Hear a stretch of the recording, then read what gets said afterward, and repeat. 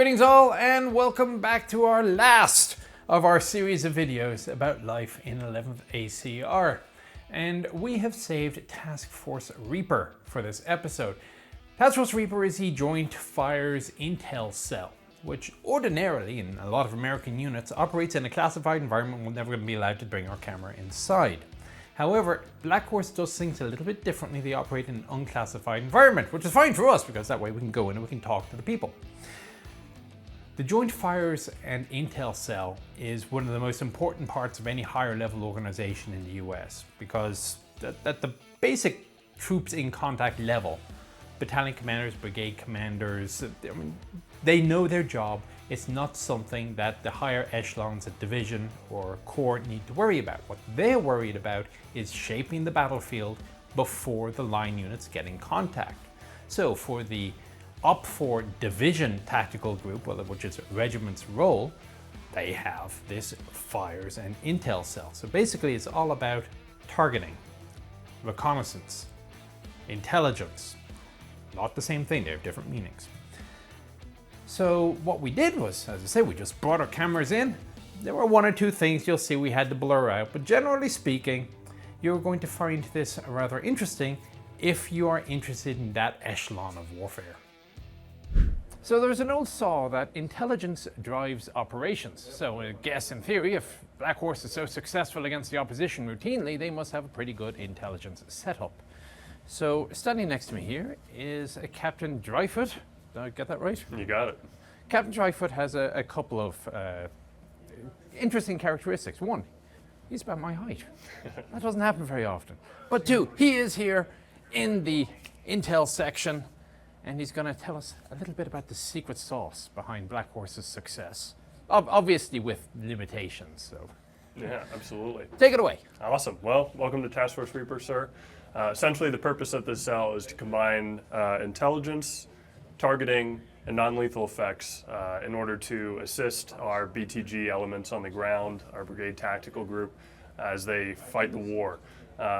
Essentially, what we do here in this room is standard intelligence processes, and then we also include our fires which are able to affect the battlefield, and also the non-lethal effects, which will be conducting info war here in the Denovian term, and information operations in Blue 4 terminology.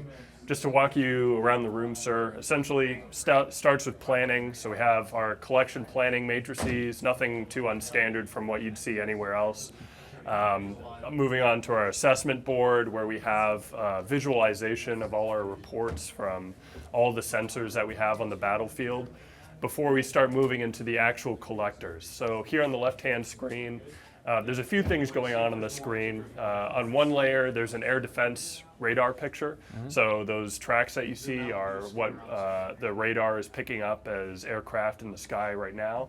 Additionally, it's a signals collection template as well. So when our signals collectors are radiating, you'll see icons on the screen which will indicate either HF communications, FM communications, satellite communications. So it's any form of VLAN. It's JVCP, Exactly. it's FM, it's radar acquisition, the lot. Absolutely, yes. So you turn on one of these things. I mean, how far away? If I'm in my tank and I get on my FM, and I'm set to power amp, mm-hmm. which I default tend to be. Yeah. How far away will that thing pick it up? FM, probably... Obviously within OPSEC limitations here. Oh yeah, absolutely. 10 to 15K for FM. For some of the more powerful communication signals, it can detect up to 25K with good weather and terrain. Obviously here, we're out in the desert, so there's not much to prevent signals from being picked up through line of sight. But there are some terrain limitations. So the takeaway then for a rotational unit is they have to really start to get used to the idea of being on the radio all the time is no longer the way we do things. We got to figure out other ways of communicating or absolutely. devolving decision authority down. Yeah, absolutely. I mean, you can't just sacrifice communication, obviously, and so trying to find a happy medium between constantly keying yourself, which is giving us a more and more accurate grid of your mm-hmm. location the more you're keying, with bounding to your subsequent battle positions to throw off our sensors, to your communications windows, so that we can't specifically pinpoint you when we want to. And are these lessons that, because you've seen this routinely in all the rotations, I presume these are being cascaded down to Blackhorse, and Blackhorse are already implementing these counter intelligence gathering mechanisms? Yeah, absolutely. We do analysis whenever a unit comes to train here on what their sensors are like in terms of the signals collection spectrum. And whatever they're strongest in, we'll try and counter that with more restrictive comms plans, or we change our pace plan to make it more difficult for them to pinpoint our location when we're communicating.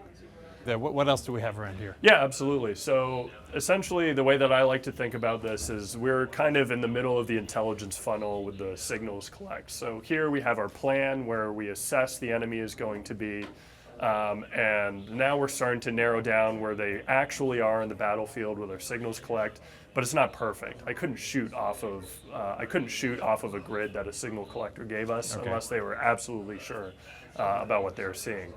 So we pass our medium assessment based on electromagnetic signatures as well as some other collectors that we have.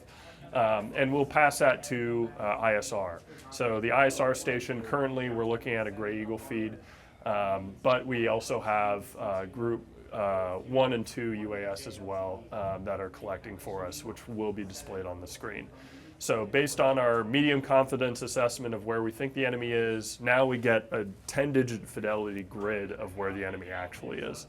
And this is actually something that we can use to conduct fires and deliberately target.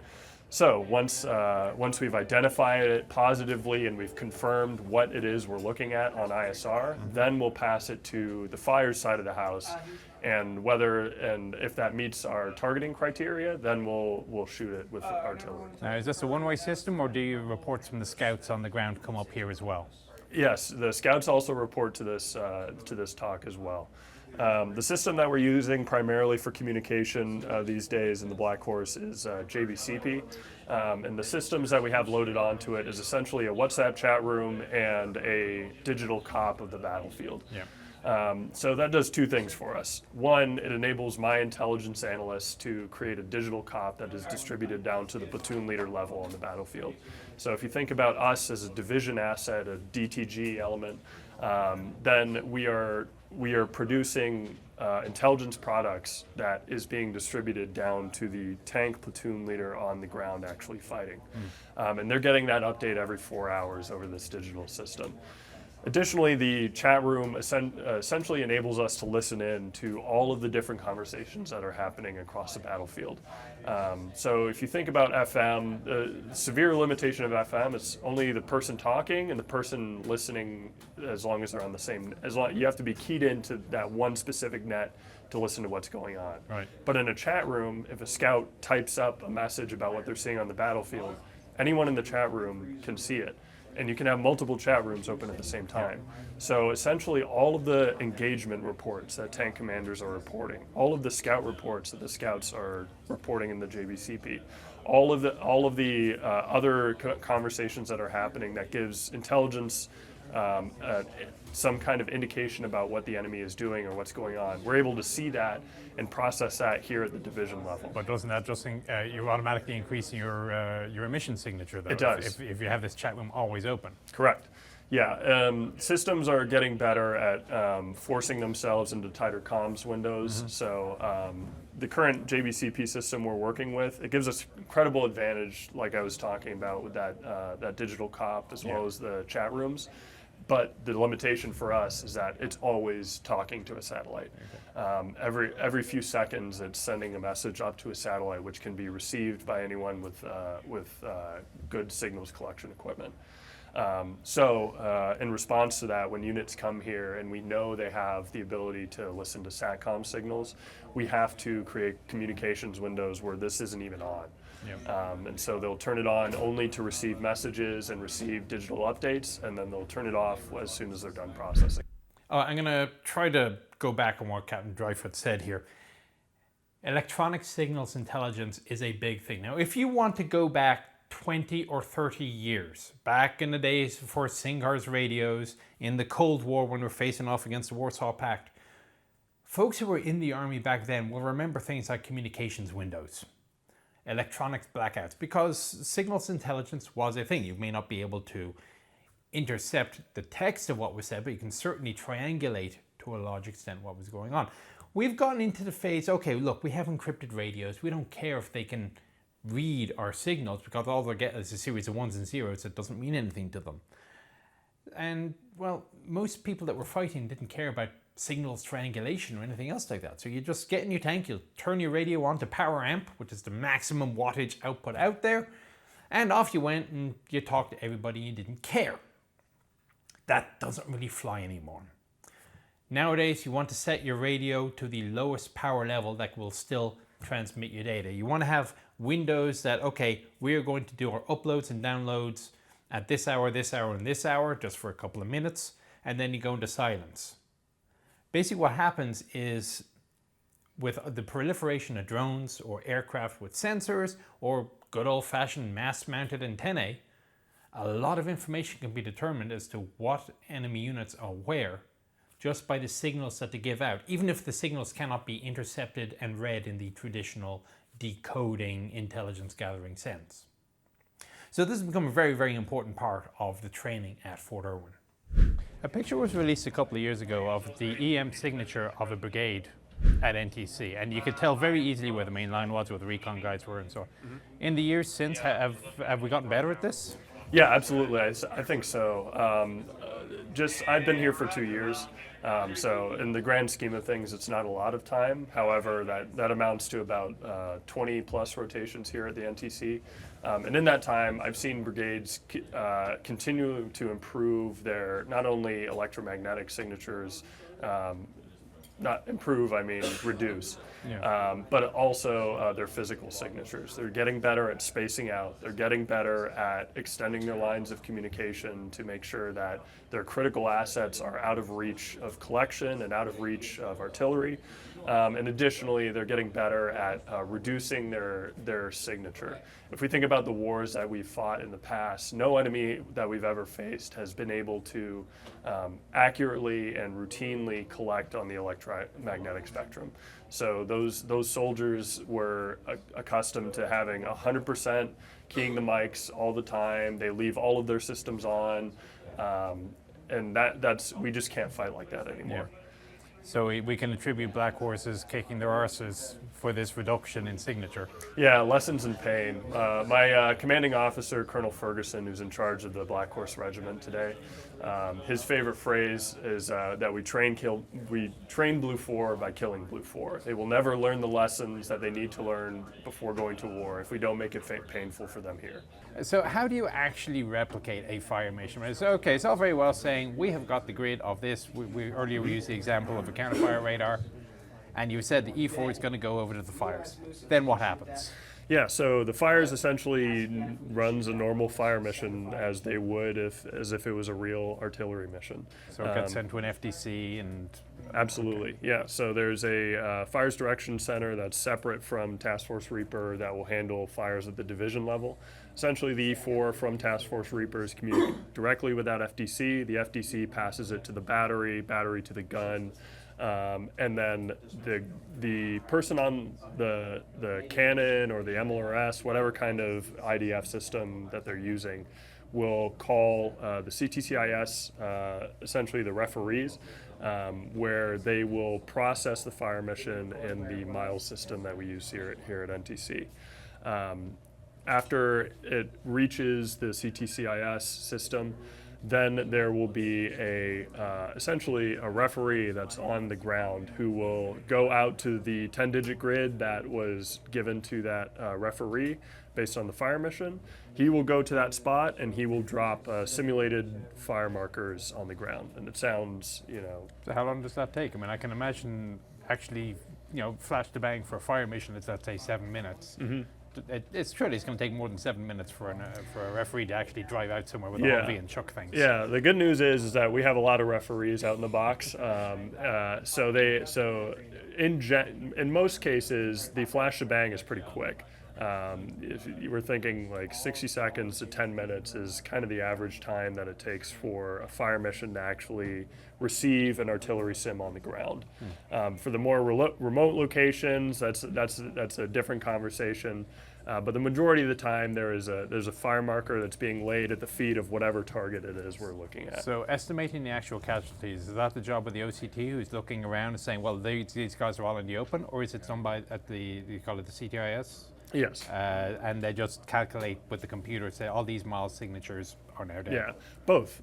So for vehicles, it's pretty easy. All vehicles are equipped with miles system, which tracks the vehicle's location, and that allows the CTCIS system to essentially adjudicate fires on vehicles. So, for example, if we attacked an Abrams with artillery, as long as we were correct on our grid, then the system would adjudicate the effects to that vehicle. And the operators in that vehicle would see on their system that, oh, they're receiving indirect fire, and there's multiple kind of adjudication. So your tracks were blown off, or you are fire-powered killed, or your engine is knocked out. So do they have, like, when the first warnings come up, there's a little message that shows up saying artillery fire. Do they have the opportunity to close hatches and drive, or is the adjudication immediate? The adjudication's immediate. Okay. And so that's where the OC comes in. So there are things that the system can't see. So for example, it can see the vehicle, but does it know that it's buttoned up? No, it doesn't. So that's where the OC comes in. If the OC, who is actually sending the artillery simulators on the ground, if he sees that the crew's outside of their tank, they're just chilling, under a camo net nearby, he's able to go to those individuals and say, hey, this... Gun. Yeah, exactly. So he starts adjudicating casualties. He starts handing a bunch of sad guys some casualty cards. And that's how they get the granularity down to the soldier on the ground. And I realize this isn't your department, but what's the medevac status like for Blackhorsers who are killed? Do they get removed from the box? What happens to them? Obviously, we don't have enough Black Horse troopers to have a second army that we can call up in reserve. So we play by the same rules that Blue 4 has. If a Black Horse trooper is killed on the ground by anything, direct fire, indirect fire, OC decided that he stepped on a landmine or something like that, then they will have to go through a reconstitution procedure. So for vehicles, that usually means that the vehicle has to be recovered. Either something is pulling that vehicle to a CTCP or a UMCP, where a mechanic assesses the damage to the vehicle and actually goes through a procedure to fix the vehicle before it's allowed to come back into the fight.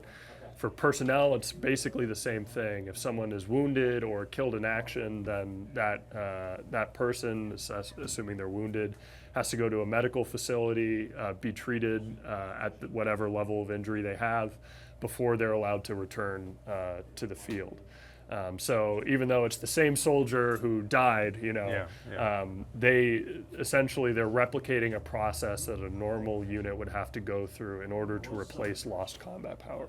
So let's say you're scanning around Yes. and you see something that's on the HVT or the HVT list, kind of battery red or whatever it is, and you look at it and you realize, aha, that's what this is. What happens next? Yeah, so we could do a little vignette for that. So let's say it's not even something robust like a signal collect that we use to initially identify an HVT. So let's say it's something like a civilian that my human tours have debriefed has identified what they think is an enemy TPQ-53 or counter battery radar. Once the humantor has made that report and given it to us in the cell, then we can go on our ISR and confirm get that granular fidelity. We'll get an actual analyst to assess what that target actually is, and also get a grid that fires can actually use to process the mission. And then since we have the benefit of having the fires in-house, all that analyst has to do, as long as it's on the commander's HVT list, he does not need permission to send that as a fire mission. Something that I noticed that Blue 4 units, training units that come here, the commanders are very hesitant to allow their lower echelons to be able to call for fires on their behalf. If you think about it, here in Task Force Reaper in OP4 land, we process 150 to 200 fire missions in a single day. if we had to go and ask our regimental commander every fire mission whether or not we could shoot it, he would be pissed off, but more than likely we would be too scared to go and ask him for permission. So, you know, that 150 to 200 would probably be reduced down to something like 50. And that's what we routinely see here, is that commanders who hold the authority for shooting fire missions at their level, who have really restrictive ROEs on artillery, they do not produce the same level of casualties on the battlefield with their artillery as OPFOR does. So essentially, anyone in this room can use the division commander's guns.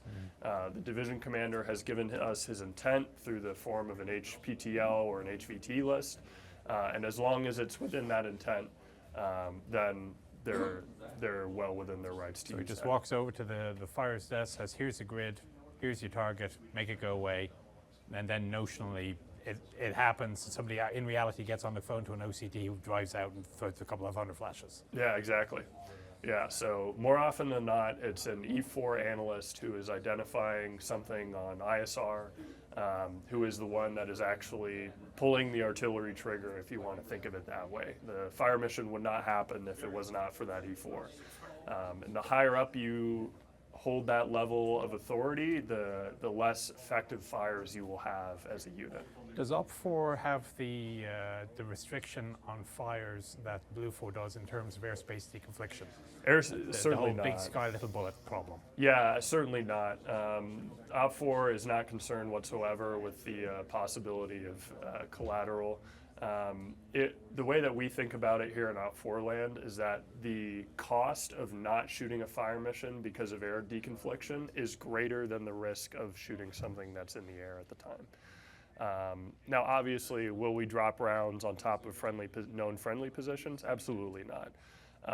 However, our ROE and our limitations on our ability to conduct fire missions is way more relaxed than typical RTU that comes here. So because you do this routinely, do you have, let's say, a default template of NAIs for every rotation that you start off with this and then you simply fraggo off it every time?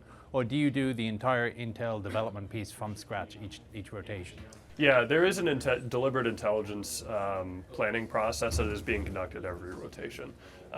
So we do have the benefit of fighting on the same terrain. So we have a lot of those NAIs templated already. However, the ones that we are actually planning on using change from rotation to rotation. So units will come here and they'll fight east to west or west to east. And so obviously we can't just take the same plan and throw it against every single unit that comes here. In addition to just their geographic differences, there's different things that we want to be looking for. So for example, if a unit comes here and they have a lot of artillery assets that we need to address in order to enable our maneuver, then we're going to be focused very deep in their PAA areas trying to acquire those. So some of the work is obviously done for us, but it does not absolve it doesn't absolve us of the due diligence of going through a routine intelligence process. How would you react to a claim by a rotational unit that the Blackhorse cheat because they have unrealistic collection capabilities? Like somebody neutral like myself is driving around the box because there's all the contractors and so on. Absolutely. Hey, contractor, did you see anything over here? Yeah. How would you address those claims that you cheat? Yeah, absolutely. We don't cheat whatsoever. So everything that we collect is fought for. There's no one behind our ear telling us where the enemy is at just to achieve an effect. If we strike something with artillery or something along those lines, it's because we found it fair and square. The units that come here, this cell that we're in right now is built to replicate what a baseline adversary could possibly achieve. So whether we go to war with Russia, whether we go to war with China or a tier 2 adversary like North Korea, this is something that anyone in the world that we could possibly go to war with, anyone could set up this cell. So in terms of robust capabilities, the all-seeing eye that units think that we have, that's just not true. Any unit that comes here to train has way more capability to collect than Blackhorse does. And it's just a matter of how you employ the collection and whether or not that collection is getting down to the people who need to know it. If you get those two things right, then you will have you'll have great success here at FTC. A couple of final questions. One, what does Blackhorse have that rotational units don't? Knowledge of the terrain, I would say experience in their MO 10 level tasks. I think those are the two advantages that the troopers in the Blackhorse have over any rotational unit. Right. Rotational units come here, they have better warfighting equipment, they have more robust sensors, they have way more people than the Blackhorse regiment has in terms of manpower, better sensors on their mobile, on their mounted systems. Everything outclasses the Blackhorse regiment. But when it comes to the soldiers' knowledge of the terrain, as well as the amount of repetitions that the Blackhorse trooper goes through every single year in warfighting, we have those two categories. So there you have it, the end of our series of videos about life in the Blackhorse. Hopefully you found it interesting and informative and will be of some use to you if you are considering or have just received movement orders to Fort Irwin to be part of the 11th ACR. Of course, I would like to extend the great appreciation and thanks to the regimental command team and everybody in the Blackhorse who basically pulled out all the stops to allow us to bring you this video series that I think is probably more detailed and in-depth than any other you will ever find on 11th ACR's current operations. And of course, both myself and Fix It in Post, the cameraman / editor, who, by the way, I have to pay, so if you want to chuck in a little bit of money into Patreon or give me some YouTube thanks or whatever, I would greatly appreciate it, and so my bottom line. But again, it was a lot of fun. Again, especially going to highlight for me was getting into the OSV and having a battle. But anyway, that brings it to a close, and we will return to our more normal type of videos starting next week. Take care. Last question, why didn't you become a tanker? Too tall. I think I got an inch on you.